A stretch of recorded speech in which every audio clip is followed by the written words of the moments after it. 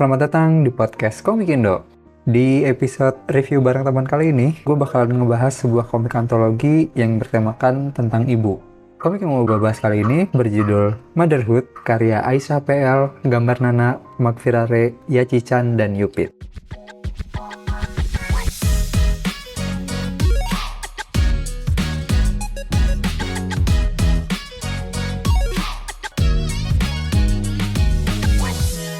Oke, sebelum memulai podcast kali ini, gue mau mengamini dulu sesuatu. Jadi, tadi gue udah rekaman sama temen gue, 2 jam lebih.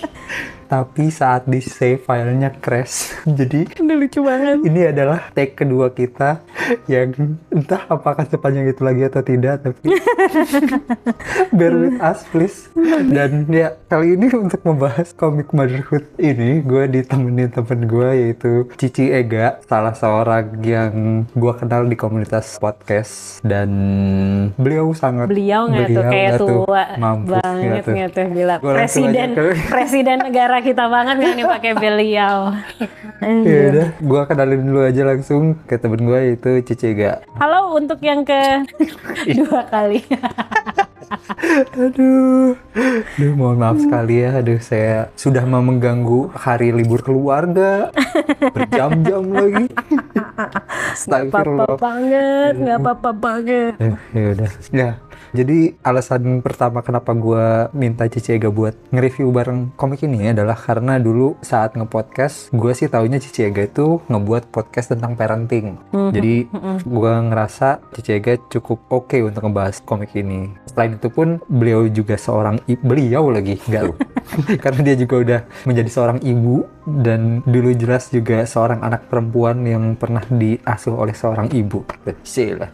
Selain gue kenal Cici Ega di The Podcaster Indonesia ya, setahu gue sih Cici Ega lumayan banyak kegiatannya. Selain di pekerjaannya, mungkin antara lain yang gue tahu, yang gue pernah diajak juga, itu ada komunitas Historia Indonesia. Betul, komunitas Historia Indonesia. Terus juga ada keluarga kita yang membahas soal parenting juga ya. Betul. Terus ada juga Grief Talk ID yang membahas tentang grief atau duka ya, terkait duka. Nah, dari sekian banyak itu, gue jadi penasaran. Cici Ega ini pekerjaannya apa sih sebenarnya? Ibu-ibu pada umumnya. Soalnya banyak banget gila, maksudnya gue aja yang kegiatannya nggak seberapa tuh kayak udah waktu gue habis, gue nggak bisa ngapa-ngapain lagi. Kayak ini orang sempet ke komunitas A, komunitas B, komunitas C, ngurus keluarga juga, bisnis juga, kayak apa sih lucu sebenarnya sih? Kalau ditanya apa sebenarnya, hai halo teman-teman, gila langsung nggak tuh? Hai teman-teman komik, gila. Oh iya, gue bahkan lupa lagi. Hai Cici Ega, apa kabar? Saking udah dari jam 12 siang ya. Ini kita tag sore sih. Tag kedua.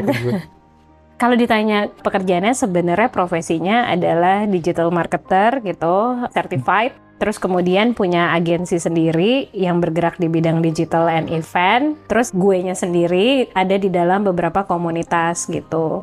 Yang pertama itu komunitas Historia Indonesia, gue udah bergabung dari 2007. Sekarang gue steering committee-nya. Terus project terbaru kami bikin museum di mall.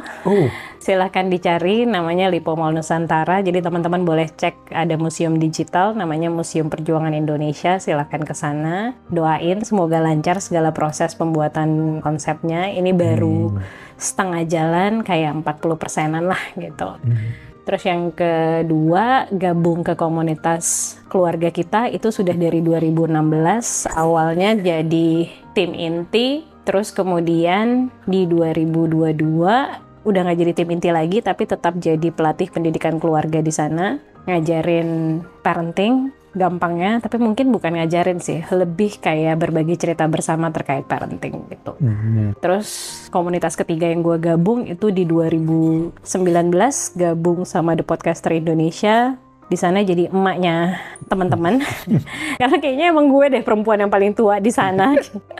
Kayak selain gue ada mungkin mbak-mbak lain gitu ya, ibu-ibu lain, tapi nggak tahu kenapa waktu itu dipercaya untuk ngangon teman-teman lah gitu. Ngangon kambing berarti Pak.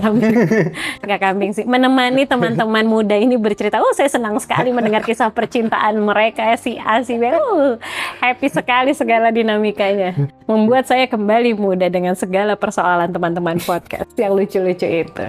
Terus kemudian terakhir bergabung di grieftalk.id. Grieftalk.id itu komunitas yang memberikan support group untuk teman-teman yang berduka. Itu pertama kali ikut sesinya dari 2021, lalu dari 2023 sampai sekarang jadi bagian dari di dalam komunitas Grief Talk sendiri. Terus kemudian gue salah satu co-founder dari Grief Fest, festival kedukaan pertama di Indonesia yang berlangsung kemarin di 2024 dan akan berlangsung juga nanti di Desember tahun 2025.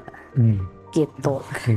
Plus saya adalah tante dari banyak ponakan dan Umi dari anak saya sendiri ya, terkesan solehah ya walaupun kelakuan agak minus, tapi lumayan lah buat anak sendiri dipanggilnya Umi. Gitu Saf. Jadi gue hari-hari ya sama kayak ibu lain, pala jadi kaki, kaki jadi pala, walaupun gue tidak melakukan pekerjaan rumah tangga yang terlalu signifikan karena dibantu oleh suami saya. Terima kasih sayang. Oke. Sebagai seorang ibu yang baik Enggak sih, belum nyampe tuh gue tuh, belum nyampe di kata baik. Mayan lah, mayan. Certified mother gitu ya. Certified mother ya benar-benar. Certified sih semenjak 2014 begitu keluar akte lahir atas nama bla bla bla bla bla anak dari, nah tuh gue certified mother. Ya karena yang lu denger juga ya tadi, kegiatan Cici Ega ini banyak banget ngebuat gue mau ngasih rekomendasi komik juga bingung. Gue tuh kayak mau ngasih komik sejarah, terus apa mau ngasih komik tentang grief atau mau ngasih komik tentang parenting, gue juga bingung gitu. Dan dulu juga setahu gue Cici suka horor-hororan kan? Parah. Kan? Horor Indonesia tuh masih gue kulik sampai detik ini. Ya luar sama sekarang sih, sama aja. Masih gue kulik. Makanya gue tuh kemarin tuh bingung banget ngasih rekomendasi akhirnya gue lempar. Udah lu Ci mau ambil yang mana, lu menurut lu yang oke yang mana gitu. Akhirnya kita go on with komik motherhood yang sempat menarik perhatian Cici Ega. Mungkin boleh coba setelah dibaca-baca secara garis besar cerita dari komik ini yang Cici dapat. Udah nggak usah pakai no spoiler apa itu udah bebas ya, gue boleh cerita apa aja ya. Oke, setelah secara ini udah rekaman kedua ya, jadi suka-suka gue. Bodoh amat, nggak bodoh amat. Tapi gue lupa kalau tadi di rekaman pertama gue nggak bahas ini ya, tapi orang-orang nggak ada yang tahu, tapi gue akan bahas ini. Menurut gue salah satu yang menarik akhirnya gue memilih ini dibandingin yang lain adalah tagline-nya mereka waktu bilang berkisah soal ibu, tentang peran ibu, tentang menjadi ibu, tentang kehilangan ibu, juga tentang bagaimana seorang ibu membentuk anak perempuannya sebagai ibu nantinya. Dengan berbagai cara, cerita-cerita di antologi ini akan menginspirasi kalian untuk memeluk atau merayakan atau mensyukuri atau memaafkan baik ibumu maupun dirimu sendiri. Gara-gara itu akhirnya gue pilih ini. Karena menurut gue ada beberapa part yang relate. Walaupun gue belum baca tuh tadinya dalamnya. Karena gue pernah mengalami kehilangan di usia muda. Kehilangan bokap di usia 16. Lalu 1 tahun berikutnya kehilangan nyokap. Dan berlanjut lagi kehilangan kakak gue di 2019. Dan 1 tahun berikutnya kehilangan anak gue yang kedua. Jadi kayak buy one get one ya, jadi I really know about grief gitu ya, gue tahu banget deh rasanya grief, mention dah lo mau yang mana gitu ya, gue udah pernah mengalami gitu. Jadi waktu baca tagline itu kayak menarik ya. Terus ketika komiknya sampai, gue hanya membutuhkan 1 jam untuk nyelesain komiknya, karena gue tuh kalau baca komik, kalau gue suka nggak bisa di stop gitu. Jadi emang waktu itu gue punya waktu kosong, jeda antara meeting. Kehidupan ya. Jadi ada jeda antara meeting, terus kemudian gue bacalah si komik itu. Ada 5 cerita, menarik. Dari 5 cerita ini tentu gue nggak bisa bilang bahwa semuanya gue suka gitu ya. Tentu ada yang spesial buat gue, tapi overall sih 5 cerita ini menarik karena punya point of view yang berbeda tiap menulis. Tapi sebenarnya mereka punya kesamaan, benang merah yang sama, yaitu pain dari pola pengasuhan masa lalu. Jadi kelihatan banget di komik ini bahwa pesan, mungkin bukan pesan ya, tapi pondasi awalnya adalah setiap tokohnya tuh punya luka di masa lalu sama ibunya. Kalaupun nggak ada pain-nya gitu, mereka juga punya pengalaman di masa lalu sama orang tuanya gitu lah. Kalau di cerita 5 tuh kan lebih general ya gitu, anak kayak cerita 5. Judulnya apa tuh? Boleh? Oh iya benar. Kita runut. Kayak di cerita 1 gitu ya, judulnya Decision gitu ya. Kalau di sini sebenarnya kalau di Decision sih, gue ngelihatnya nggak ada pain yang berarti gitu ya. Tapi memang gue paham bahwa si perempuan ini tumbuh menjadi perempuan yang bold gitu ya. Kalau kata lagunya Usher sih independent woman gitu. Nah, jadi kayak dia tahu apa yang mau dia kejar, dia nggak pernah setengah-setengah gitu, sampai akhirnya hidup membawa dia ke satu surprise, tiba-tiba someday dia hamil and then kehidupan berubah. Gue pas ngedenger cerita itu ada ngerasa kesamaan karena gue mungkin pernah di posisi itu gitu ya. Jadi cewek yang kayaknya semua orang muji banget gitu ya. Sekolah waktu itu kan zaman kita negeri bagus ya. Jadi kayak SMP SMA selalu negeri, menang lomba ini itu, selalu jadi ketua ini itu, and then kuliah masuk kampus negeri. Terus ketika kerja gue nggak ngalamin kayak, maaf orang-orang, mohon maaf dulu, nggak maksud pick me atau sombong, mohon maaf teman-teman, tapi gue emang nggak ngalamin ngasih surat lamaran kayak orang-orang. Semua pintu kerja gue tuh dibuka karena the power of networking. Jadi gue ketemu orang, gue cerita tentang gue, and then orang tertarik, terus tahu-tahu lo mau ngelamar di sini nggak nih, ada lowongan, cobain aja gitu. Selalu bermulanya dari situ. Sampai akhirnya gue jadi mbak-mbak BUMN di satu perusahaan BUMN yang cukup dimaui sama banyak orang gitu lah. Besar banget lah. Besar. Depannya P, belakangnya A. Jualannya minyak. Iya. Jelas banget. Aku nggak tahu apa itu. Aduh, apa ya? Gue kerja di situ, terus gue juga mengalami hal yang sama kayak si tokoh di cerita Decision ini, bahwa gue hamil, tapi bedanya kalau di sini dia kaget karena dia nggak duga, kalau gue boleh kepengen. Nah mungkin di sisi itu gue nggak terlalu relate sama wah kaget apa segala macam, tapi gue paham bahwa banyak pasti perempuan yang merasa mengalami perubahan drastis ketika hamil gitu ya. Malah yang paling parah kadang-kadang ada yang merasa kehilangan dirinya sendiri. Iya dong, karena lo yang tadinya cakep banget, terus tiba-tiba jadi tambah gendut, atau misalnya lo yang tadinya powerful banget, terus tiba-tiba jadi gampang capek, atau apa, karena hamil tuh efeknya beda-beda kan ke tiap perempuan kan. Jadi paham sekali bahwa mungkin gitu ya, akan banyak orang juga yang relate bahwa ini sama-sama mereka gitu lah gitu. Gue juga, karena dulu karena gue menanti-nanti sekali si bayi ini, jadi wow, asik gitu. Aku bisa izin sebulan sekali untuk tidak kerja karena aku beralasan bahwa aku cek kehamilanku gitu ya. Dari gadis yang tadinya lembur hampir setiap hari, apa itu lembur, aku nggak mau lembur-lembur kecuali kalau tanggal urgent gitu kan. Kalau di kantor dulu ada gitu ya, ada tanggal-tanggal yang lo emang kayaknya lebih padat gitu. Makan yang tadinya buat diri sendiri heboh kayak kadang ingat makan, kadang enggak. Sekarang tuh jadi benar-benar ingat harus makan sayuran. Gue yang nggak suka kacang aja ya, Saf. Ketika hamil, makan kacang gue. Karena gue tahu bahwa kacang bagus, baik untuk nanti ASI atau apa. Banyak perubahan yang gue lakukan, termasuk salah satu persiapan yang gue lakukan. Ya bedanya sama yang di komik ini. Kalau di komik ini kan dia benar-benar bingung gitu ya, tapi dia tetap berubah jadi lebih baik, jadi mau olahraga dan segala macam. Kalau gue bahkan saking menunggu-nunggunya bayi, gue tuh udah dari jauh-jauh hari nggak tuh, gue udah berhenti minum, gue udah tidak melakukan beberapa hal yang dulu zaman muda sih keren banget gitu ya, di masanya gitu ya. Lo susah nemuin gue di kursi, gue ada di atas meja terus gitu. Nggak seomer gitu, terus kayak gitu-gitu udah diubah gitu. Dan lo nggak merasa terbebani dengan perubahan itu? Nah, gue tuh nggak merasa terbebani karena gue nunggu. Yang menarik di komik ini, di Decision ini, dia tuh perlahan akhirnya jadi nggak merasa terbebani dan justru jadi menunggu-nunggu. Dan klimaksnya adalah dia bilang, dia bilang, kan boleh kan gue spoiler akhirnya gitu. Dia akhirnya bilang bahwa, damn, thanks God ya, gue sekarang gak kesepian lagi karena lu lahir. Udah tuh ceritanya ditutup. Itu tuh bener-bener kayak, aduh, gue gak bisa deh ngegambarin ketika bayi yang baru lahir, kedengeran suara tangisnya sama lu, terus ditaruh di dada lu tuh susah mengartikulasikan rasa kayak campur aduk, kayak capek, of course buat yang normal pasti capek karena ada ngeden apa segala macam gitu ya. Buat yang sesar gitu mungkin kayak gue sesar gitu ya, campur aduknya lebih kayak dia sehat nggak ya, dia aman nggak ya segala macam. Terus tapi begitu dia ditaruh di dada untuk inisiasi dini gitu, untuk menyusui di awal, terus gue kayak aduh anjir, semua hidup gue ada di sini lagi gitu. Jadi pasti akan banyak yang relate sama si cerita decision itu sih. Dan emang menurut gue perjalanan jadi ibu tuh emang segitu gilanya sih. Kenapa gue bilang gila? Karena butuh kesiapan yang sangat-sangat. Kalau lo nggak siap, hari-hari lo akan diisi sama nangis biasanya. Akan merasa menyesal, aduh kenapa ada ini. Nantinya tuh bakal berat karena ketika hamil kan hormon lo banyak berubah ya. Dan honestly itu berpengaruh sama janin lo kan.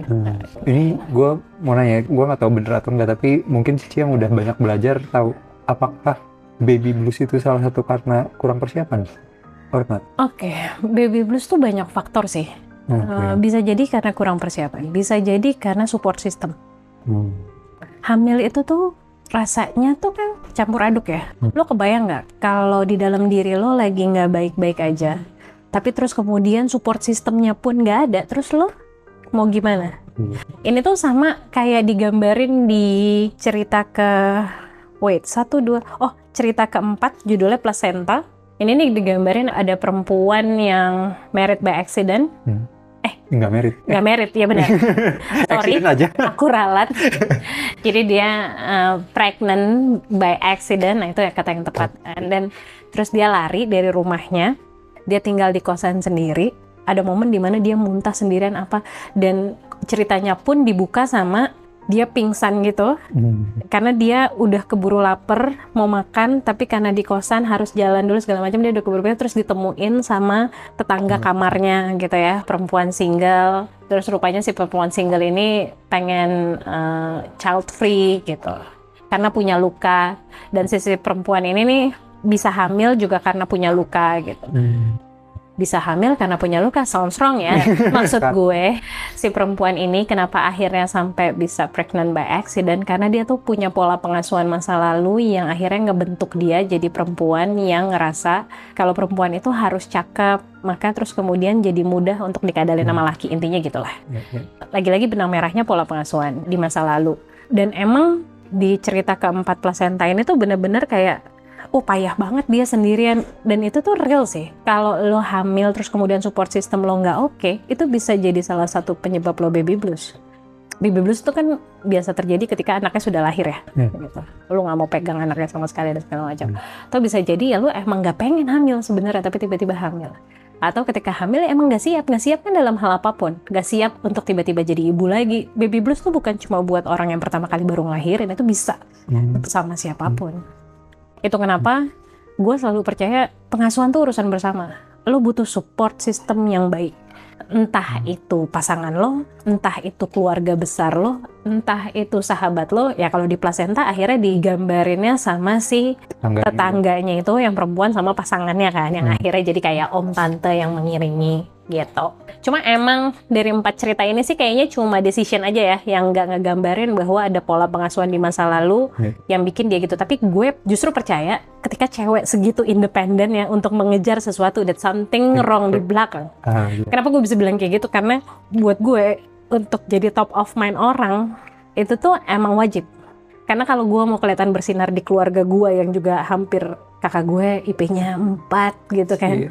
Terus kakak gue yang cowok IQ-nya tinggi, jago pitching, gue harus jadi sesuatu something. Apalagi gue punya latar belakang gue diadopsi kan. Walaupun orang tua gue nggak pernah ngebeda-bedain gue sama sekali, thanks God dapet orang tua yang luar biasa. Tapi gue ngerasa kayak ketika gue tahu bahwa gue anjir gitu ya, gue ternyata bukan, walaupun mereka sampai detik mereka meninggal mereka nggak pernah ngasih tahu gue iya atau enggak.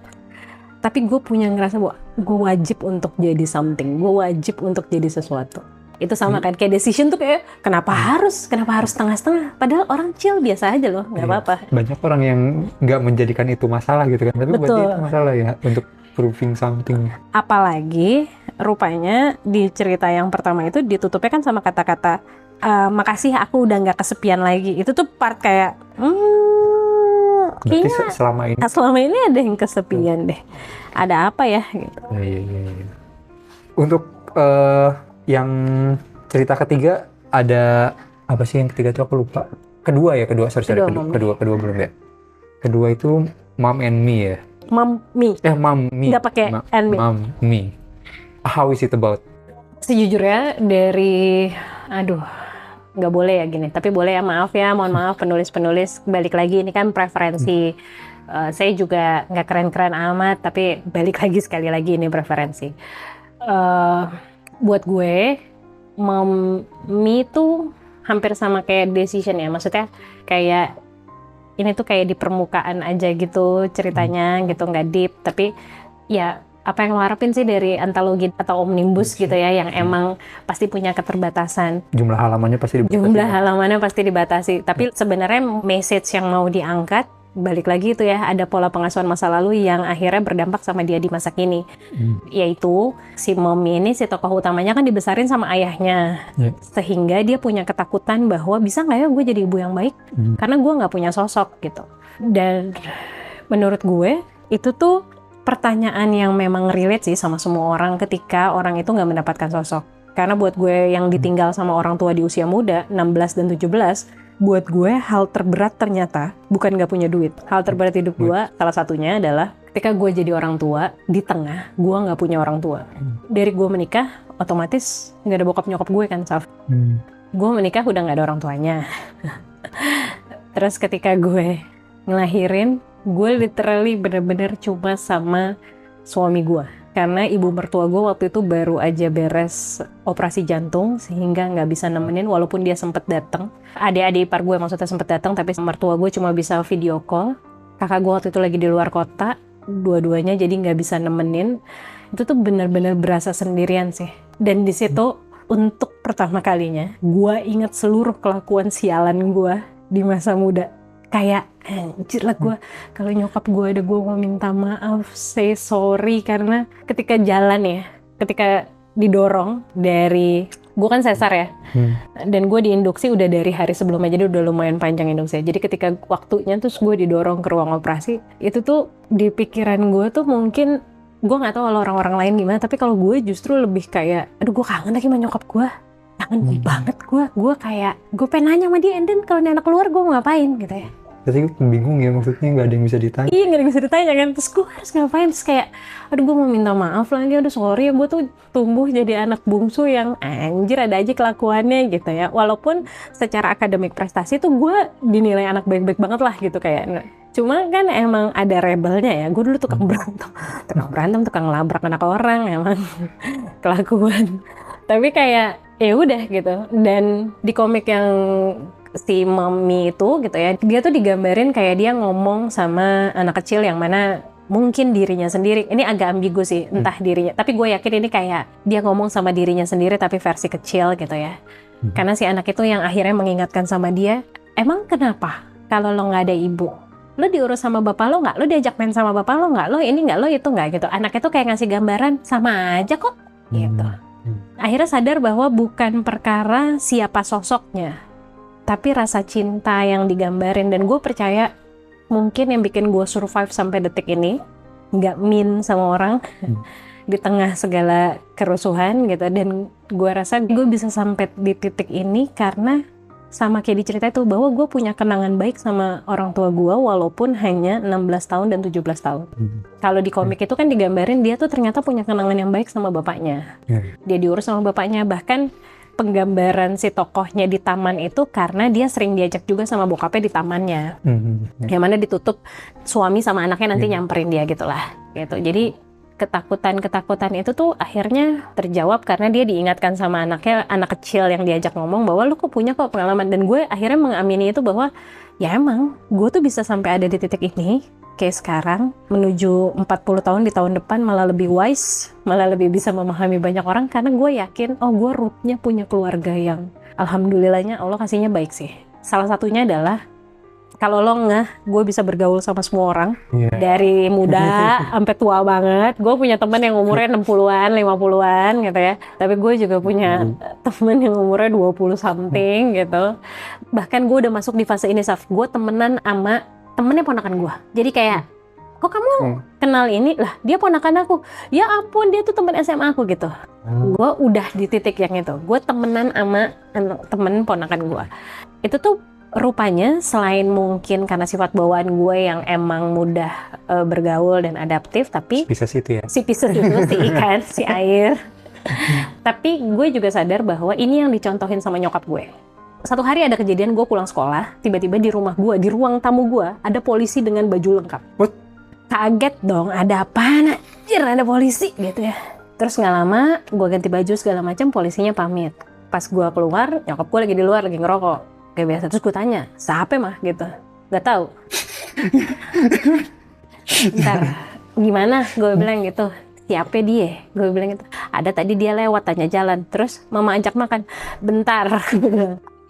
Gimana sih? Terus bokap gue keluar. Iya, diajak makan. Soalnya dia sama-sama orang Palembang. Katanya bokap gue. Kata si mama, kasihan panas-panas. Jadi makan dah, makan siang. Tapi dia nggak kenal. Nggak, aneh, sumpah aneh. Gue bilang, manusia paling aneh nyokap gue kayak. Dan dia tuh kayak, nyokap gue tuh bisa ngobrol sama semua orang. Pedagang apa aneh. Dan kayaknya mungkin kalau buat dia itu DNA dari keluarganya juga. Karena kakaknya tipenya kayak gitu juga. Semua orang diajakin ngobrol. Dan di rumah gue tuh emang semua orang punya kebiasaan yang sama, yaitu ini, bacot. Bacot adalah kunci di keluarga gue. Semua bacot. Kakak gue tuh pendiam, tapi kalau udah di keluarganya kagak ada pendiamnya, bacot juga kakak gue gitu. Jadi emang rasanya bahwa ya sih, yang bikin kita hidup tuh kadang legacy dari yang dulu sih. Tetap tuh garis benang merahnya pola pengasuhan lo. Kalau lo punya pola pengasuhan yang secure, yang juga ibaratnya indah buat lo, itu tuh kayak jadi penenang lo di masa-masa sulit gitu. Gue sih percayanya itu. Jadi seberat apapun permasalahan gue inget lagi, oh bokap nyokap gue gini. Oh. Titik penting itu bukan di kelengkapannya, tapi betul. Di rasanya penuh atau enggak, fulfill atau enggak. Ya kadang kan ada orang yang nggak komplit gitu. Waktu abis bokap gue meninggal, nyokap gue tuh berusaha mengakomodir kami gitu ya, terutama gue, karena yang di rumah tinggal gue kan. Kakak-kakak gue udah nikah gitu kan, gue waktu itu masih SMA kelas 2. Dia mau nunjukin ke gue bahwa jangan takut, ada gue. Walaupun dia juga nggak baik-baik aja. Nah, kalau yang cerita ketiga nih, menurut Cici gimana? Menurut gue, kalau ditanya apa yang paling menarik buat gue pribadi sih sebenarnya cerita ketiga. Kenapa? Ini gue udah ngomong 3 kali ya. Tidak bisa. Aduh maaf ya pemirsa. Maaf ya teman-teman, ini lucu banget. Jadi kita udah ngulang 3 kali karena nggak kerekam. Oke, by the way balik lagi. Kalau ditanya, pas banget soalnya ngebahas cerita ketiga. Kenapa buat gue cerita ketiga paling menarik? Karena mungkin secara look, secara gambar gue suka. Ya karena kalau ditanya kenapa lebih suka gambar ketiga, karena mungkin preferensi dari kecilnya komik-komik Jepang kali ya. Jadi gue terbiasa untuk dapat gambar yang ala-ala Jepang gitu. Walaupun sekarang komik-komik Jepang juga mulai bertumbuh tuh gambar-gambarnya. Tapi gue terbiasa kayak muke-muke cakep, ganteng. Kayak di, gue suka banget kayak Prince of Tennis. Gue suka banget kayak Kenshin, Samurai X. Gue suka banget kayak serial cantik gitu, yang gitu-gitulah, yang ganteng-ganteng. Jadi gue emang secara look, oh cakep nih ya pemeran utamanya ya gitu. Terus yang buat juga ternyata terjunnya dari masih muda banget ya. Iya, paling muda kayaknya. Paling muda kayaknya ya, gue juga nggak tahu. Tapi terus kemudian selain itu cerita yang diangkatnya juga menarik sih. Menurut gue kayaknya hampir banyak yang merasakan luka dari pola pengasuhan yang sama kayak gini gitu. Kalau gue pribadi, kalau ditanya gue relate apa enggak, sejujurnya gue nggak relate karena gue nggak punya luka yang itu. Tapi gue paham pasti di luar sana banyak yang sama, karena banyak yang kayak mungkin hubungan sama ibunya pasif agresif. Kan kalau di sini digambarin si pemeran utama itu dibuka sama dia datang ke rumah ibunya, di mana ibunya udah nggak ada, udah meninggal gitu ya. Kemudian justru kehilangan ibunya tuh bikin dia merasa bebas dan lepas karena dia nggak perlu lagi memenuhi standar ibunya. Dulu tuh kayak ibunya tuh kalau dia dapet nilai jelek dikit marah, dipukul apa segala macam. Terus kalau anaknya berhasil bahkan dicuekin gitu. Nggak pernah diapresiasi sehingga dia tumbuh jadi orang yang sama seperti ibunya gitu. Nah, yang menarik dari buku ini adalah ketika ada cerita dia lagi berduka, tiba-tiba gitu ya, ada temen ibunya yang nyamperin kayak ngucapin berduka gitu, turut berduka ya, ibu kamu tuh pengen banget kamu punya anak bla bla bla bla. Gue tuh kayak aduh anjir kocak banget sih ini, kayak ini tuh yang sering kejadian di dunia nyata sih, kayak orang tuh kadang-kadang gitu ya suka tidak bisa bereaksi dengan tepat kalau ada atau lagi datang ngelayat. Omongannya tuh suka nggak pas gitu. Mungkin intensinya tentu baik ya, karena segitu pedulinya. Tapi balik lagi, banyak banget di dunia ini yang berperilaku karena menganggap bahwa ini hal yang lazim untuk dilakukan atau sering dilakukan sama orang lain. Padahal belum tentu benar. Nah di buku ini tuh digambarin gitu sih, di cerita ketiga tuh gue kayak iya lagi nih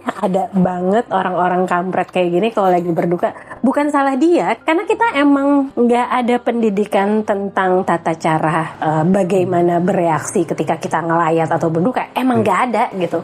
Itu kenapa itu jadi salah satu concern gue di salah satu komunitas gue di Grief Talk, bahwa kita pengen mengedukasi dua hal. Yang pertama, mengedukasi teman-teman yang lagi berduka bahwa semua yang dia rasakan valid. Jadi ketika hari itu datang, dia berhak untuk nangis dan segala macam.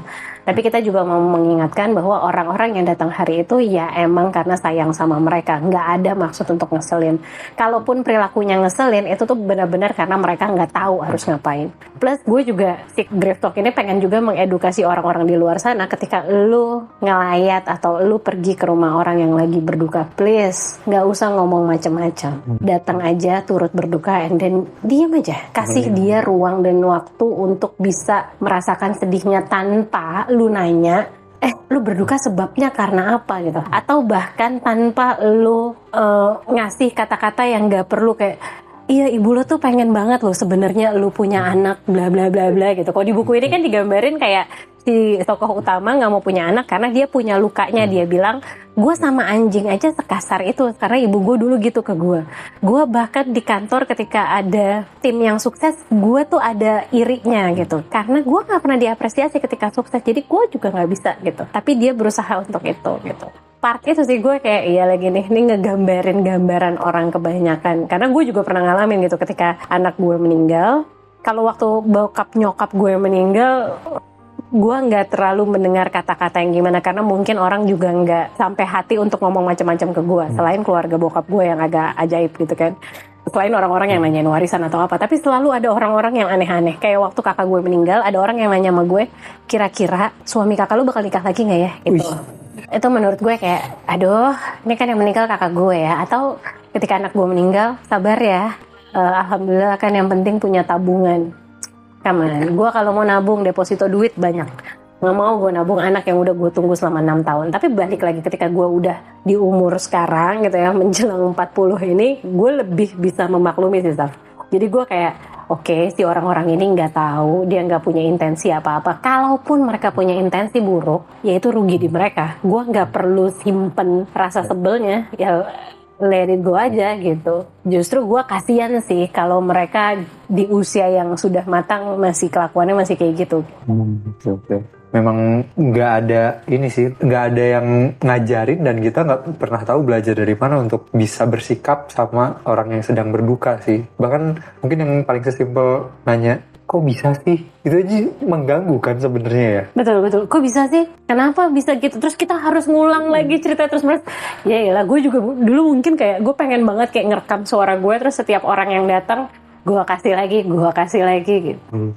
Tapi ya emang yang menarik dari cerita ini juga ada digambarin kayak 3 tahun kemudian gitu. Si anak ini kayaknya berdamai, si pemeran utama berdamai sama dirinya, terus kemudian berdamai juga sama si orang tuanya gitu dengan cara dia datang ke makamnya, terus bercerita, terus di akhir tuh kayak ngasih sesuatu di makam ibunya yang menandakan bahwa gue ternyata bisa ngasih yang lu harapkan gitu. Itu juga gue baru habis Cici kasih tahu yang mungkin itu kayaknya satu-satunya cerita yang dimana dia itu berdamai dengan dirinya sendiri dan orang yang pernah ngasih efek ke dia ya. Iya. Di antara semua cerita sebenarnya kan kayak gue cerita di awal, benang merahnya adalah sebenarnya pola pengasuhan masa lalu yang berdampak sama dia sekarang. Terutama hubungan dengan sesama ibu yang akhirnya ngebentuk si perempuan-perempuan ini. Di keluarga gue Di keluarga gue tuh anak perempuannya ada 2. Anak laki-laki di tengah. Jadi anak pertama perempuan, anak ketiga perempuan. Anak pertama tumbuh menjadi kakak-kakak panutan adiknya. Anak ketiga tumbuh jadi anak rebel gitu ya. Dan nyokap gue tuh waktu sama gue tuh bener-bener kayak ibu yang asik. Kayaknya mungkin semua orang bakal pengen nyokap kayak nyokap gue kali. Kayak dia tuh ngasih kebebasan tapi juga bertanggung jawab. Gue boleh pulang jam berapa aja asal jelas perginya sama siapa dan kemana. Plus karena gue dikasih kepercayaan, gue tuh gak berani bahkan bohong sama dia. Karena setiap gue bohong bala. Setiap gue bohong ada aja kejadiannya. Jadi gue sebenarnya kalau dirunut sama diceritain ini, kalau orang nanya gue relate atau enggak, sejujurnya gue nggak relate. Tapi gue sering mendengar, terutama ketika gue misalnya lagi ngisi sesi yang terkait parenting, banyak banget luka-luka yang digambarin kayak di buku ini, termasuk orang-orang yang deket sama gue lah gitu. Dan gue paham juga kayak nggak semua orang gitu ya punya pola hubungan yang baik sama orang tuanya gitu. Yang lo bilang tadi, kenapa akhirnya gue baru sadar kalau cuma di cerita ketiga yang benar-benar berdamai sama si pelakunya gitu. Karena menurut gue itu juga alasan kenapa gue suka si cerita ketiga, karena alur ceritanya tuh konteksnya mantep, terus sampai di akhir juga mantep gitu. Kenapa gue bilang mantep? Ya gila, hari yang mantap itu bukan lagi, maaf nggak bisa dikontrol.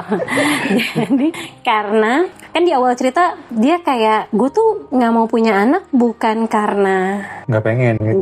Tapi gue nggak bisa ngelihat gue jadi ibu yang baik. Gue tuh takut, gue tuh udah mirip banget karena emang kan secara nggak sadar yang gue bilang tadi, anak itu peniru yang ulung tapi bukan penerjemah yang baik. Kita akan secara tidak sadar jadi versi sasetnya orang tua kita. Kadang tuh flavor sama itunya sama, tapi mungkin lebih kecil. Dan mungkin karena zamannya sudah lebih maju, tingkat kesadaran akan oh ini salah, ini benar tuh jadi lebih cepat untuk sadar. Karena kita udah terpapar banyak ilmu kan, gitu, secara lancar. Nah, si tokoh utama ini tuh ketika dia sadar, dia ngomong sama pasangannya. Terus yang gue sangat suka adalah, gue tuh selalu percaya bahwa pada dasarnya ketika orang mau bertumbuh, dia juga butuh support system yang baik. Nah, di cerita ketiga digambarin support systemnya adalah pasangannya. Pasangannya yang menyadarkan bahwa, yang ngasih tahu, bilang ke dia bahwa, lo tuh emang mirip ibu lo, tapi gitu. Ketika lo begini, maka lo begini. Dia tuh menyadarkan si perempuannya, hingga akhirnya si perempuannya bisa berproses. Dan ada momen 3 years later gitu ya, 3 tahun kemudian, terus si pemeran utama datang lagi ke makam. Itu tuh menurut gue closure lah gitu. Dia kasih sesuatu itu di makam ibunya, silakan baca sendiri. Sesuatu itu di makam ibunya, itu tuh kayak closure bahwa dia akhirnya sudah berdamai, bukan cuma sama dirinya, tapi juga berdamai ke ibunya gitu. Dan gue juga jadinya baru ngeh sih, beberapa orang, gue nggak tahu banyak atau enggak, tapi mungkin beberapa yang punya pendapat untuk melakukan child free gitu ya. Kalau di sini juga kan dia nggak bilang child free sih, tapi dia nggak yakin untuk punya anak karena punya luka di masa lalu kan. Seperti juga cerita di yang keempat juga kan. Iya benar, yang di plasenta ada yang child free kan, si tokoh utama kedua ya. Dan itu karena luka masa lalu juga ya. Sebenarnya emang jadi orang tua tuh tanggung jawabnya segitunya sih, Sal. Makanya kenapa butuh kesadaran yang matang untuk lo sebenarnya bisa jadi orang tua. Karena prosesnya jangka panjang dan efeknya tuh jangka panjang. Lo tuh nggak bisa melakukan sesuatu tanpa kesadaran bahwa ini nggak akan pengaruh apa-apa kok ke anak lo. Pengaruh setan. Bener dah, gue kalau bisa ngomong selancar itu sama orang-orang ya, kadang kalau gue lagi di kelas kayak, anak tuh nggak mungkin inget, anak tuh harus dikerasin. Hei bangke, mungkin sekarang dia nurut sama lo, tapi next gitu. Gue sering banget kalau lagi sesi ya, orang suka nanya, saya dikerasin sukses kok. Gue pasti akan jawab, insya Allah kalau nggak dikerasin jauh lebih sukses lagi, Pak. Iya. Kenapa? Karena ngasih hadiah, ngasih ancaman, ngasih hukuman itu stratanya sama. Lo tuh cuma ngasih rasa takut ke anak lo, yang mana kalau lo nggak ada, belum tentu anak lo mau ngelakuin hal yang sama. Ya, kalau lo kasih hadiah, anak jadi tergantung sama hadiahnya. Dia nggak akan mau ngelakuin sesuatu kalau nggak ada hadiahnya, ya dimana itu adalah awal mula korupsi. Berdampak semua kan. Jadi startnya emang di keluarga. Kalau orang bilang, ya nikah tuh pilihan, lu kenapa child free? Ya biarin aja. Gue tuh udah di usia, kok lo emang harus memaklumi orang sih? Kecuali dia mukul, kecuali dia korupsi kayak orang gila, kecuali dia kayak peatit gitu, pejabat kita. Aduh, kelepasan. Maksud gue hal-hal yang kayak gitu, gue mungkin gak bisa memaklumi. Tapi untuk orang-orang yang memilih untuk child free, orang-orang yang memilih untuk nggak mau nikah, gue akan kasih mereka ruang sih, karena mereka pasti punya alasan untuk sampai di titik itu. Ya kayak di cerita keempat yang si placenta itu kan ada 2 cewek ya, yang satu nggak married. Pregnant by accident gitu. Yang mana kenapa dia bisa pregnant sampai segitu, ibaratnya petakilan ke cowoknya gitu ya. Kenapa dia bisa segitu rela menyerahkan semuanya sampai kejadian, itu pasti karena ada lukanya juga. Di situ digambarin bahwa nyokapnya tuh selalu kayak cewek itu harus cantik, harus dandan bla bla, sehingga dia merasa butuh apresiasi dari cowok dan segala macam. Makanya ketika cowok itu memuji dia terus kemudian melakukan hal itu tapi terus kemudian nggak bertanggung jawab, baru di situ dia sadar dan akhirnya bisa menghargai dirinya sendiri. Terus kan dia kabur dari rumah kan. Nah cewek yang satunya lagi, tetangganya gitu ya, itu tuh dia sempat marah ke si tokoh utamanya kan. Kenapa lo mesti hamil? Lo pikir bisa semudah itu? Dia ngomong kasar gitu, nanti lo cuma kayak menggugurkan kewajiban bla bla bla bla. Karena dia punya luka itu. Makanya dia pikir, ya gue child free aja, ngapain? Alasan orang-orang child free itu rata-rata yang gue tahu, selain misalnya memang gak mau repot atau gimana, salah satunya adalah mau memutus lingkaran negatif yang mereka dapetin dari orang tuanya. Mereka ngerasa, gue gak mau gue ngulang kesalahan yang sama kayak orang tua gue. Jadi emang udah waktunya kita nggak harus ngejudge perilaku orang sih. Lebih fokus sama lu aja sendiri. Kalau lo emang mau sesuatu berubah, startnya dari lu. Kalau lo mau dunia ini berubah, mulainya dari lu, kampret. Kalau lu nya udah berubah, maka lu bisa menumbuhkan. Gue tuh selalu percaya bahwa kalau lu mau jadi penumbuh buat siapapun, maka lu nya harus bertumbuh. Kalau lu nya nggak mau bertumbuh, cuma mau ngomong doang, yang nggak bakal bisa jadi penumbuh karena lu nggak bisa ngasih ruang. Kayak yang apa? Kalau kita mau memutus si rantai itu juga si rantai apa itu? Si rantai kebodohan itu. Gue pikir rantai Andromeda, Sensei ya. Waduh, referensinya jauh ya. Ayo Sensei, adanya Phoenix cewek apa cowok? Jadi kalau di openingnya itu ada lagunya Senseiya Shonen Mina, itu tuh artinya Senseiya cowok semuanya. Bagus. Cowok semuanya. Karena dulu hampir semua tertipu dikirain adanya Phoenix di. Saya juga berkira begitu. Karena dia pink, rambut hijau, terus memang terlihat lebih kemayu. Suaranya dicewein kan, ada yang dicewein pendampingnya. Ya oke. Oke, maaf lanjut. Kita pindah lagi. Tapi untuk apa memutus rantai itu kitanya sendiri yang harus berkembang ya. Maksudnya either memutus perilaku buruknya atau yang kita rasain pas kita kecil dulu gitu. Iya sih, gue sepakat itu.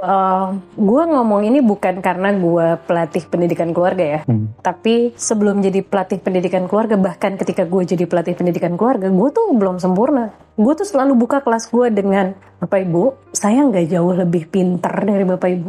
Saya nggak lebih keren dari Bapak Ibu. Saya cuma belajar lebih dulu aja. Dan saya punya beberapa pengalaman yang saya bisa bagikan hari ini di sini untuk kita berbagi cerita bareng-bareng dan belajar bareng. Gue tuh state gue selalu kayak gitu. Kenapa? Karena kami di keluarga kita percaya bahwa gak ada orang tua yang sempurna. Tapi selalu ada orang tua yang belajar untuk menjadi lebih baik. Dan gue pribadi mengamini itu. Gue percaya bahwa gak ada manusia yang sempurna. Justru adanya tuh manusia yang mau belajar lebih baik. Itu kenapa mungkin seiringnya waktu lu juga berasa bahwa lu yang usia puluhan atau belasan gak sama lu yang sekarang di kepala 3 kan. Asik gue spill umur sekarang. Mampus dah. Gak apa-apa udah dipanggil Om Mama. Tadi.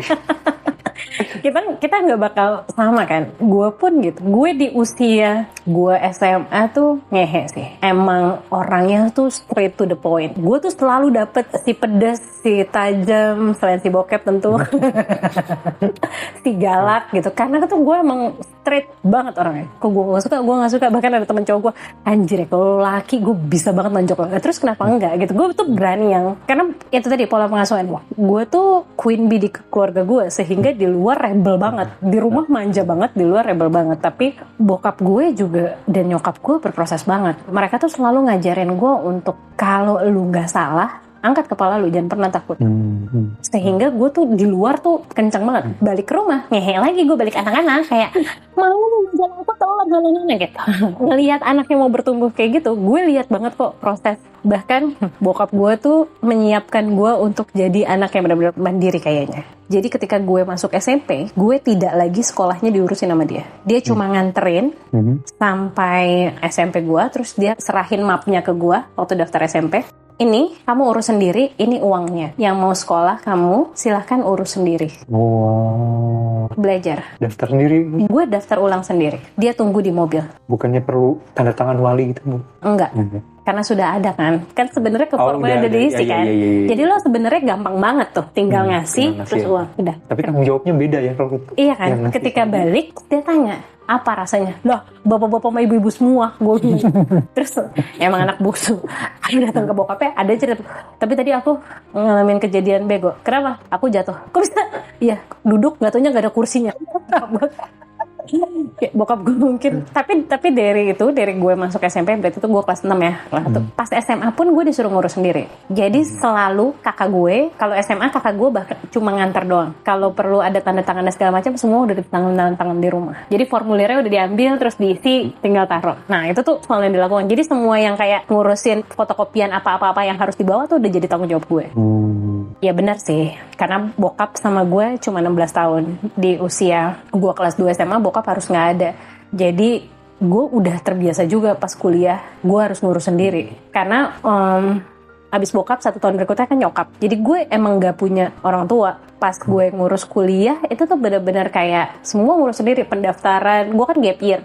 Jadi kakak gue bilang ya udah lo ikut les lagi tapi lo ambil D1 segala macam, tapi ya udah datang ke kampus ngurus daftar ulang segala macam tuh udah benar-benar sendiri. Udah nggak diurusin lagi dan tapi terbiasa dan itu gue lakukan ke anak gue. Gue udah siapin anak gue untuk bisa. Jadi anak gue tuh kok ke toko buku terus dia nyari apa suruh cari sendiri. Walaupun sekarang misalnya umur dia 11 tahun, gue nggak peduli, lalu cari sendiri. Lu dikasih mulut, dikasih intelijensi untuk berpikir buku apa yang lo butuhin, colek tantenya, tanya, ngomong yang baik. Gue selalu tanya petugas yang itu ada namanya, nah udah tinggal itu. Contohin sekali, ya kan dia peniru yang ulung dong. Contohin sekali, abis itu kasih konteksnya, kenapa dia harus gitu. Maaf ya, tapi aku nggak tahu umur aku sampai kapan. Gue selalu ngomong gitu. Ngajarin tanggung jawab juga ke anak ya. Iya, dan gue percaya ya lo bilang tadi bahwa si lingkaran negatif itu tuh emang stopnya di kita. Kayak misalnya contoh, aduh anjir jadi serius.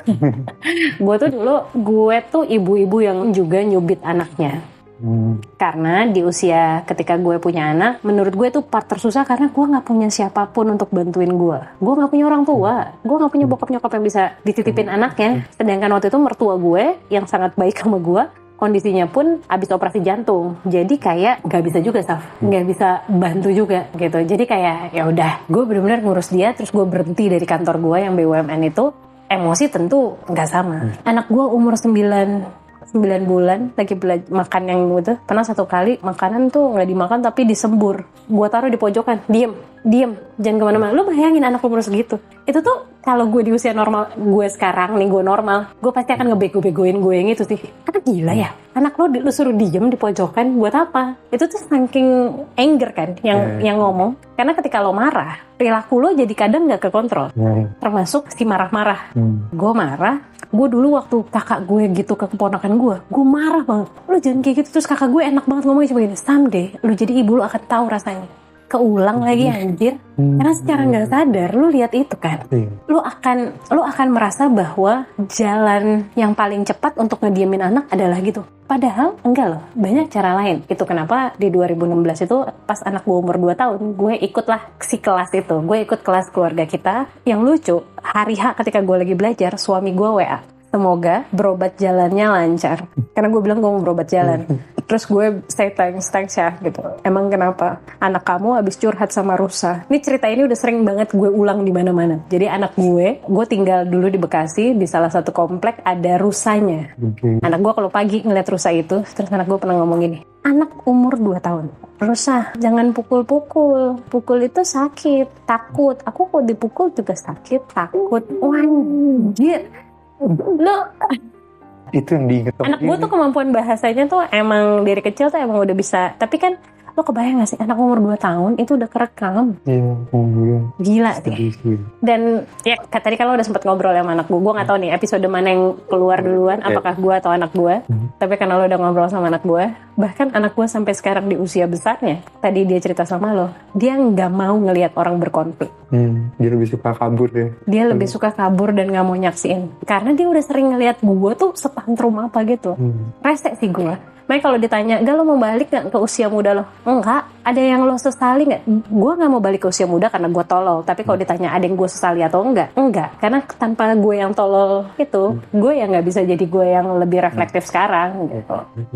Cuma emang bener kata lo, semua harus dimulai dari diri kita. Jangan pernah berharap orang lain akan berubah dan lu akan bisa mengubah orang lain. Enggak, lu mengubah diri lu aja PR. Masa lu mau mengubah orang lain? Gak bisa. Apalagi mau ngubah anak, kitanya nggak berubah. Iya, orang gila apalagi itu. lo mengubah anak. Gak usah jauh-jauh deh. Masalah sholat aja, Saf. Gue tuh ada fase dimana gue berantem banget sama yang di atas kan. Ya oke, gue memang pakai jilbab, tapi gue ada fase dimana gue bahkan gak sholat karena gue marah banget, berduka yang ya menurut gue ketika gue kehilangan kakak gue dan kemudian anak gue, itu tuh jadi trigger gue untuk anger makin besar gitu, kayak ya elah kagak ada habis-habisnya nih gitu, lebih ke situ. Terus gue gak sholat, terus ketika gue nyuruh anak gue sholat, anak gue kayak apa? Lu bisa lihat itu dari mukanya walau dia gak ngomong gitu, apa nyuruh gue sholat, kayak lu sholat gitu. Jadi bahkan ketika gue sekarang kayak gini, gue berproses untuk itu ya, walk the talk gitu ya. Nggak bisa cuma ngomong doang anjir. Harus tetap berproses menjadi lebih baik Lu terus juga ya. Makanya mungkin anak gue juga kalau diajakin cerita, dia tahu dulu tuh Umi gini, sekarang tuh Umi gini. Untungnya dia bermulut bagus ya, nggak buka-buka aib. Dan gue salut sih, dia old soul kan. Dia emang, ya mungkin itu bisa dibilang deritanya anak tunggal. Jadi lebih dewasa dari kelihatan pola berpikirnya. Karena gue dapet itu dari nyokap gue kan. Anak tuh bener-bener diajak refleksi, diajak gue berbagi pengalaman, gue begini, gue begitu. Dan gue di depan anak gue ya genuine dan jadi vulnerable aja. Gue nggak bilang bahwa gue nih jagoan, enggak. Karena tanpa gue bilang, rupanya jadi anak gue tuh buat dia beban, Saf. Gue pernah pasti kayak dia nanya, kamu dulu di sekolah gimana? Gue cerita kayak, aku sih dulu dari SD kelas 1 aku udah jadi ketua kelas sih. Terus aku tuh ketua pramuka. Terus aku tuh ranking gini, terus aku SMP sekolah unggulan bla bla bla gitu. Kelasnya juga unggulan sih gitu. Terus aku menang ini, menang itu. Terus kan dia ikut ke SMA gue, terus di SMA gue ada buku tahunan yang disimpan. Kebetulan ketua buku tahunannya gue. Jadi dia lihat bener-bener di buku tahunan itu gue ketua buku tahunan, terus gue ketua eskul gitu-gitu kan. Gue pikir, ini lagi-lagi ya, orang tua tuh kan kadang juga sama anak-anak. Kita tuh suka sok-sokan, mengerti semua hal.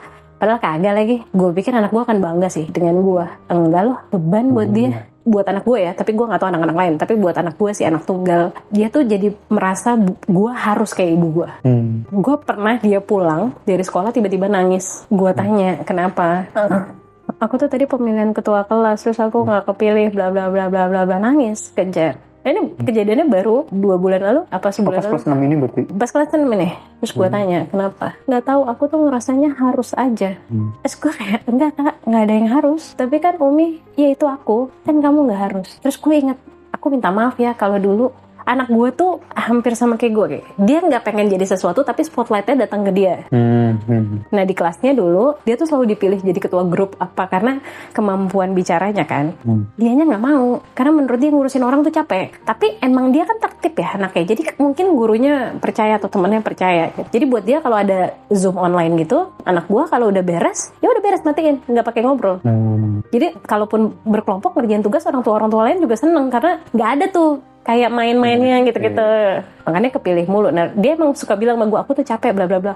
Iyalah kak, aku dulu. Nah, gue ada gitunya. Aku dulu jadi gitu-gitu. Rupanya tuh kejadian itu bikin gue sadar. Terus akhirnya gue ngomong, maaf ya, aku dulu mungkin terlalu maksa kamu ya gitu. Atau aku terlalu, enggak sih Umi, karena Umi cerita aja, sorry ya gitu. Kamu sama aku beda sih. Tadi dia ngomong gitu juga kan.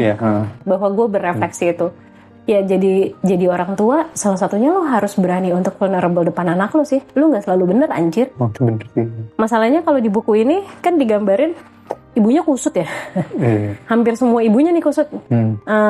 Cerita pertama nggak ada ya, tapi gue yakin pasti mungkin ini tipe ibu-ibu yang nuntut anaknya untuk jadi something sehingga si anaknya jadi gitu. Atau yang di kedua, kan dia nggak ada sosok ibunya, yang dia dapat sosok ayah. Karena nggak ada sosok ibu, dia jadi mempertanyakan kan. Kalau di cerita ketiga, ibunya kenceng banget kan, dapat nilai jelek, dipukul. Terus kemudian ketika anaknya bahkan dapat sesuatu, bawa piala, digambarin gitu kan, bawa piala apa, dilirik juga enggak sama ibunya, kusut tuh kan. Iya, banget. Yang di keempat, yang satu, ibunya selalu ngajarin bahwa kalau cewek itu harus cantik, pakai lipstik dari kecil, bla bla bla bla. Gue yakin banget tuh pasti ibunya ketimpringan juga gitu kan. Pasti ada hal yang bikin sebab ibunya ketimpringan juga. Terus kemudian ya itu ibunya ngejadiin kayak tugas aja gitu kan. Yang cerita kelima menarik sih. Nah kalau di cerita ketiga menarik karena ngelihat individu tokoh utamanya berproses. Menurut gue ya di cerita kelima itu tuh kayak ngingetin gue si cerita mother is tanda tanya itu tuh ngingetin gue sama nyokap di rumah sih. Nyokap itu tuh kalau dilihat sama kakak gue yang cowok, sama kakak gue yang cewek, sama gue, kita tuh punya perspektif yang beda-beda. Termasuk ngelihat bokap. Buat gue dari kecil, bokap tuh superhero gue. Karena si anak bungsu suka di ini ya. Betul. Karena gue punya waktu banyak banget sama bokap gue. Karena bokap gue keren banget anjir. Pinter banget. Orang pertama yang bikin gue suka sama film tuh bokap. Kalau orang nanya, kenapa lu pengetahuan filmnya range-nya luas banget? Karena gue tumbuh dari bokap yang suka film. Umur gue mungkin masih muda ya, tapi gue tahu film-film hitam putih karena bokap ngajakin nonton. Gue tahu film-film lawas Indonesia karena bokap selalu mulai dari yang Betamax, dia selalu beli, nyewa segala macam. Terus kemudian lagu, bokap juga kayak kalau gue suka dulu zaman gue suka Spice Girl, beli majalah, beli VCD, DVD, wah gila deh, kayak selalu diakomodir. Gue selalu punya kencan sama bokap. Tapi buat kakak gue yang cowok, bokap tuh keras banget. Karena dia ketemu sama anak cowoknya kan. Iya, oh iya. Dan beloknya luar biasa. Dan abang gue kan emang beloknya luar biasa. Ada kata bolak-balik, nah dia belok-beloknya. Nah, tapi bokap ke kakak gue yang pertama, itu tuh kayak cinta pertamanya sih sebenarnya. Love and hand relationship gitu. Kayak kakak gue tuh tahu bokap gue nggak sempurna, tapi dia sebel sama kelakuan bokap gue. Tapi dia tahu bokap gue juga berproses buat gue. Dan dia tahu bahwa ini orang nih yang selalu, kakak gue tuh yang perempuan kalau tidur megangin telunjuk bokap gue waktu kecil, jadi kebayang. Nah begitupun di cerita kelima ini kan digambarin bahwa anak pertama ngelihat ibunya kuat banget, anak kedua ngelihat ibunya karena cowok satu-satunya disayang banget, kayak ibunya selalu tahu kalau dia bahkan lagi sedih. Nah anak ketiga ngelihat ibunya kayak anjir marah mulu anjir gitu. Tapi mereka semua sadar bahwa itu ya ibu gitu, mereka sayang. Nah gue ke kakak-kakak gue gitu juga ketika ngeliat nyokap. Kakak gue yang pertama tuh ngeliat nyokap mungkin sebagai sosok wanita yang kuat banget kali ya. Dan nyokap yang kayak mempercayakan ke kakak gue juga. Jadi kalau nyokap kakak gue tuh benar-benar kayak bisa, ini gaji nyokap gue, terus dikasih ke kakak gue, ini uang bulanan diurus. Dia ngurus keuangan rumah. Jadi kakak gue tuh yang nyiapin buat bibi, buat masak, nana. Ntar nyokap bilang, kan ini masak ini uang belanjanya. Dia nyiapin. Nyokap gue ke kakak gue yang cowok, ya anak cowok saf. Karena bokap gue keras, kalau kata orang Sunda mah kalau muka kemiripan, jadi pakai kekeh gitu kan. Emang muka kakak gue sama bokap tuh mirip banget. Jadi nyokap gue, kakak gue tuh kayak, oh my god, apapun dia lakukan. Bebasin banget. Bebas banget. Oke. Nih siapapun yang mendengar podcast ini boleh percaya atau enggak. Saking beloknya, abang gue pernah minum baygon karena nggak dikasih mobil. Oh my god. Kalau gue nggak masuk saat itu ke kamar ya lewat abang gue. Tapi emang umurnya panjang. Di keluarga gue sekarang yang hidup tinggal gue sama dia kan. Tapi abis itu dia masuk ke rumah sakit kan, berhasil diselamatkan karena gue keburu masuk kamarnya. Terus gue teriak, bokap cepet banget. Sama bokap dikasih susu cap beruang segala macam sampai dia muntah. Terus dibawa ke rumah sakit, dia aman. Apakah dapat mobil? Tentu. Wow. Karena apa? Karena mama. Hidup mama. Disayang banget ya abang itu. Disayang banget. Jangan sedih. Kalau dulu ada omongan anak sultan, abang gua kayaknya udah masuk dah anak sultan. Secara walaupun paling pintar tapi cranky, pindah-pindah sekolah. Abang gue pindah SMA tuh ada berapa kali ya? Banyak dah. Padahal IQ paling tinggi, NEM selalu paling tinggi. Tapi istrinya aja naksir abang gue karena dibantuin ngerjain PR fisika. Lo kebayang orang ini pintar sebenarnya tapi gitu ya. Tapi gue cinta banget sama dia. Nah, beda juga. Gue tuh ngeliat nyokap selalu jadi nyokap yang dulu gue menganggap nyokap gue nggak ada otaknya. Karena yang diceritain ini balik lagi ya, sama mungkin ini yang dirasain sama anak gue kayaknya ngeliat gue kok excellent banget jadi ketua ini, jadi bahkan ketika gue udah tua gitu ya. Terus gue ke nyokap gue tuh, gue nggak tahu kalau buat masuk BUMN tuh susah. Masa itu kan kita nggak tahu kan, karena gue melihatnya karena bokap nyokap gue ya BUMN gitu, sampai akhirnya gue beneran kerja di sana. Nyokap tuh ratu pesta, ada fotonya dia pakai mahkota gitu, terus kayak jago main pingpong gitu, terus baju dari kepala sampai atas warna harus sama gitu, wangi, pakai minyak wangi, terus make up, koleksinya tuh parfum, terus kemudian kutek. Jadi gue selalu ngerasa bahwa nyokap mah ibu-ibu pada umumnya yang fashion, dan emang nyokap tuh orangnya nggak mau ribet. Dia kerja di BUMN yang ngurusin telepon, kampus lo ya. Tapi dia orang yang gak punya handphone, bahkan dia gak inget nomor telepon rumah. Buat gue itu tuh aneh. Gue juga denger ada. Gue anak yang deket banget sama bokap, terus tahu bahwa bokap tuh excellent banget di kantor yang sama tapi beda bagian gitu. Tapi gue tuh kayak, bahkan dulu ada fase dimana kalau misalnya cekcok itu gue tuh selalu belain bokap. Ya kan ada ya, kalau pasangan kan ada. Gue tuh kayak lah gitu. Tapi point of view gue akan nyokap gue, emang Allah kasih sih untuk berubah kayaknya. Abis bokap gak ada, itu kayaknya jadi 1,5 tahun yang paling bermakna buat gue. Karena gue lebih deket sama nyokap. Karena gue lebih banyak di rumah, gue banyak ngobrol sama dia. Dari situ gue tahu bahwa anjir pinter banget nih orang. Hatinya tuh seluas itu dan sebaik itu. Gue baru tahu bahwa semua keputusan untuk menghidupi keponakannya selama ini, yang bikin orang anak buahnya bertanya-tanya ketika bokap ngelangit ke bokap gue, kok rumah cuma begini doang, itu tuh rupanya semua keputusan itu ada dari nyokap gue. Bahkan nyokap gue pernah nggak mau nikah karena dia mau fokus ngurusin ponakan-ponakannya. Sampai akhirnya datang bokap gue. Ini kan support system yang gue bilang, kayak di cerita kan sebenarnya kalau lo ngeh di plasenta ada sosok cowok yang juga bertanggung jawab. Di cerita layak ada sosok pasangan yang juga kayak gitu kan. Itu tuh kayak bokap gue bilang ke nyokap gue kayak, lo mau gak nikah sama gue? Kita tanggung bareng-bareng, kita urusin sama-sama. Itu mungkin si ratu pesta terus kemudian luluh terus mereka nikah. Dan emang kayak gak ada orang yang bisa.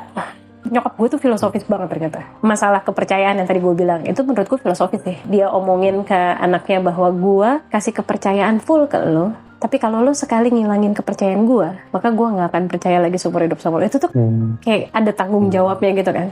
Sama satu lagi yang gue ngena banget ketika abis bokap meninggal dan dia lagi sakit, kita sempat mau jual rumah. Karena nyokap mau ikut gue waktu itu mau kuliah di salah satu kampus di Jogja gitu lah. Tapi gue malah ke Bandung. Anak apa lu? Nyokap pernah bilang gini, kan gue sempet kayak, ya janganlah ini kasihan apa sayang bla bla bla. Terus nyokap gue bilang gini, rumah itu cuma kebendaan, nggak akan long last. Tapi yang pasti akan long last itu kenangan lo di kepala sama di hati, karena itu bakal hilang kalau lo udah meninggal. Selama lo hidup, kenangan manis, kenangan kita di rumah ini itu tuh akan hidup terus. Bangke sih. Gue di detik itu sadar bahwa ini orang pintar banget. Ya, habis itu nyokap gue kena cancer, terus kemudian nggak ada. Dan buat gue, buat kakak gue mungkin nyokap orang yang luar biasa kan. Itu buat abang gue mungkin dia adalah bundahara. Karena semua uang dari dia. Tapi buat gue di titik ini gue sadar bahwa gila sih. Dan secara nggak sadar tuh kakak gue bahkan pernah bilang, anjir lu mirip banget sama nyokap lagi. Nyokap tuh pasti seneng banget ngeliat lu, karena nyokap tuh gila kerja kan. Jadi nyokap gue kerja, terus kakak gue tuh lebih seneng ngajar. Kalau gue emang anak kantoran gitu yang jadi dia kayak, anjir lu kayak nyokap lagi. Terus gue pernah ada momen di mana lucu banget sih, walaupun gue diadopsi nggak tahu kenapa kayak punya kesamaan. Bahkan di keluarga gue santai banget nggak ngomong, keluarga besar gue juga ngomong. Jadi ada waktu di mana ketika gue lagi lebaran, gue datang ke rumah uak gue, ngeliat gue, terus dia nangis, dia kayak mirip banget Nur. Gue tuh kayak, Nur tuh nyokap gue. Terus gue kayak, dan itu ya itu juga momen sih. Abis itu uak gue nggak ada gitu. Itu lebaran terakhir bareng dia. Tapi ketika lu disamakan dengan orang yang jadi ketakutan lu bahwa lu bukan siapa-siapa karena lu diadopted gitu, rasanya jadi kayak gue diakui dan Tidak ada validasi yang lebih Iya, nggak ada validasi yang lebih lengkap dibandingin itu, kayak wah gila sih. Makanya kalau buat gue, mungkin kalau diurutin dari 5 cerita di Anthology of Motherhood ini, kayaknya nomor 1-nya gue layak, nomor 2-nya Mother Is, walaupun kalau di Mother Is tuh ibunya tiba-tiba bangun terus mereka, tapi part cerita masing-masing sadar si ibu seperti apa tuh menurut gue nggak semua orang ngangkat kisah itu, nggak common. Yang mana lu ngerasain banget itu? Yang mana gue ngerasain banget, dan itu tuh gambaran sebenarnya orang tua tuh bukan ngebedain anaknya juga, enggak. Karena sebenarnya adil tuh bukan berperilaku sama sih, tapi berperilaku sesuai sama kebutuhan anaknya. Dan emang tiap anak kan beda kebutuhannya. Mungkin kalau diceritainnya, oh tapi kan dia marah sama si anak bungsu. Coba deh lu flashback ke diri lu sendiri, lu lihat orang tua lu. Mungkin lo dulu nggak merasa bahwa mereka bertumbuh, tapi kalau lo sadar, lo inget-inget lagi, anjir, mereka tuh juga berusaha jadi orang tua yang sesuai sama kemajuan zaman gitu loh. Berusaha jadi better version lah ya gitu. Iya, dan gue lihat itu di nyokap gue sih. Abis bokap gue nggak ada tuh, nyokap gue bener-bener kayak nunjukin it's okay, masih ada gue, walaupun di dirinya sendiri dia hancur kayak tadi gue ceritain. Walaupun dia berteman sama rokok-rokoknya, tapi dia ngasih message ke kita gitu. Dan ketika dia nggak ada, kata-kata yang selalu dia ulang sebelum dia nggak ada itu ke gua, saya harus sehat, karena dia mau lihat gua wisuda. Soalnya pas dia meninggal tuh tepat 2 minggu sebelum gua SPM. Dan gua rasa kenapa gua bisa ada di titik ini, karena gua punya banyak kenangan manis sama bokap nyokap gue, walaupun mereka cuma 16 tahun dan 17 tahun sama gue. Bahkan gue sering banget ngomong ke teman-teman gue, anjir ya, gue lebih lama hidup sama lu semua dibandingin sama orang tua gue. Jadi kalau gue apal banget sama lu semua, ya wajar gue bilang gitu, orang gue tinggal lebih lama dari lu semua, ya gitu. Itu nomor 2. Nomor 3, susah lagi nih. Nomor 3 kayaknya placenta. Lebih ke, ya di situ digambarin woman support woman gitu. Di situ digambarin bahwa ada proses si tokoh keduanya marah, tapi terus kemudian tetap balik lagi karena punya perasaan, yaitu dia sadar bahwa kakak gue dulu waktu hamil aja susah banget nih, kebayang kalau sendirian ya. Sebenarnya gue selalu nanemin juga ke anak gue nggak butuh lu ranking berapapun. Kayak gue bilang sama dia, aku nggak butuh kamu harus jadi ketua, jadi apa, no, please jadi orang baik aja, orang baik yang nggak pakai tapi ya. Karena orang baik yang pakai tapi, orang baik yang bilang iya sabar gue ada batasnya, enggak, lu nggak baik. Nggak, dan orang baik nggak pernah ngomong dirinya baik. So true. Jadi ya udah, itu placenta 3. Terus keempat decision, yang kelimanya mom and me. Kenapa ya kelimanya mom and me? Karena kurang dapet aja. Walaupun gue paham concernnya gitu, tapi kayak gue paham sih. Ini tipe cerita yang bikin orang berpikir si anak ini siapa. Apakah benar si anak ini dia dari masa lalu, atau apakah benar ini mungkin makhluk astral or something. Tapi kalau ngelihat flashbacknya sih, ngelihat dia ngebayangin bokapnya dan segala macam, itu tuh kayak dia ngomong sama dirinya sendiri di masa lalu. Karena bokapnya juga sering ngajak ke taman dan segala macam. Tapi menurut gue ya 2 itu kurang kuat sih. Ya tapi kan kalau kita ngomongin antologi pasti ada penulis yang lo suka dibandingin yang lain. Referensi aja itu. Dan kalau ditanya gue mau rekomendasiin ini apa enggak, boleh, tapi please ekspektasinya dijaga guys gitu. Plus buat ibu-ibu dikasih sesuai umur aja. Karena menurut gue ini nggak bisa dikasih sama anak yang lebih muda. Di bukunya juga ditulisnya R15, berarti sesuai umur aja. Itu pun menurut gue ketika sesuai umur, lo juga perlu ajak anak lo diskusi sih gitu. Jadi nggak semata-mata lo biarin terus mereka baca. Menurut gue ini bisa jadi pemantik obrolan yang luar biasa sih. Ya, banyak banget hal yang bisa didiskusiin sama anak lo kalau baca ini gitu ya. Parah sih, bukan cuma sama anak, bahkan gue rasa bisa sama pasangan. Karena ketika lo ngomongin, di sini kan digambarin ada cewek yang kayaknya sama cowok tuh gimana banget gitu, sampai butuh dipuji, butuh cakep. Itu tuh sebenarnya kan karena kosong dari dalam rumah ya. Mungkin ada sosok yang hilang, yang gue bilang gak fulfill itu. Jadi kayak buat gue sama suami sih sekarang, apalagi anak gue udah mau remaja, kita banyak banget ngobrol itu. Kayak gue sering ngingetin sama suami gue, jangan lupa apresiasi anaknya, puji, jangan sampai dia nyari di luar karena di dalam nggak dapet. Oke, Ci, terima kasih banyak sudah mau mereview dan ngobrol panjang dan take yang ketiga kali. Semoga kali ini tidak hilang lagi pemirsa. Sejujurnya kita udah ngobrol panjang banget, kebayang ya. Nih gue kasih konteks, emang gue anaknya suka ngomong. Kita dari jam 2 mulainya. Iya, 2 ke setengah 3 sampai sekarang jam setengah 11. Gue juga berkali-kali meminta maaf kepada Cici dan keluarga. Karena gue niatnya memang siang sampai sore aja gitu, tapi ternyata gue mengganggu sampai jam 10:30. Nggak apa-apa dong, santai. Semoga bisa menjadi obrolan yang menyenangkan buat lo dengarkan gitu ya, dan bisa ada hal yang ditarik dari pengalaman-pengalaman yang sudah diceritakan sama Cici gitu ya. Ya, karena walaupun experience is the best teacher, tapi kan nggak usah lu belajar dari pengalaman sendiri kan. Yang bego cukup gua aja, lu pada jangan. Udah cukup, tante-tante ini aja yang bego sampai di usianya yang cukup dewasa. Lu pada jangan. Ya, Oke, thank you. Terima kasih banyak buat lu juga yang udah dengerin sampai sini. Nah, jangan lupa dukung terus Perkomikan Indonesia, bukan hanya karena nasionalitas, tapi juga karena kualitas. Sampai ketemu lagi di pembahasan berikutnya. Terima kasih banyak Cici. Thank you very much. Terima kasih.